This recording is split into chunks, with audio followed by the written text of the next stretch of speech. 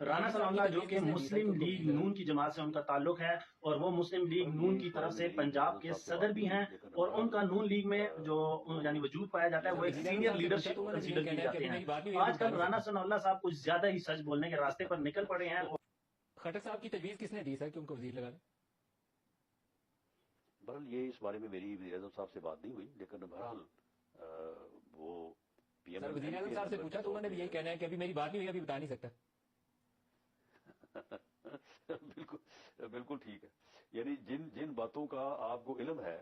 یا آپ کو معلوم ہے تو ان کے بارے میں جو ہے وہ آپ مزید معلومات حاصل کرنا چاہتے ہیں۔ سر پاکستانی قوم کو بتائیں گے تو صحیح نہ کہ پرویز خٹک صاحب کس راستے سے آ کے پاکستان کے وزیر بنے، جس کا وزیر اعظم کو بھی اس وقت پتا چلا ہوگا کہ جب وہ ٹیکنگ ہونے والی تھی کہ یہ بھی وزیر بننے جا رہے ہیں، تو کم از کم آپ کو بتانا تو چاہیے کہ کیسے وزیر بنتا ہے پاکستان میں۔ نہیں ملک صاحب، اگر آپ سمجھ جائیں کہ پاکستانی قوم کو نہیں پتا تو میرا خیال ہے کہ آپ غلطی پہ ہیں، شاید قوم کو آپ سے اور مجھ سے بھی زیادہ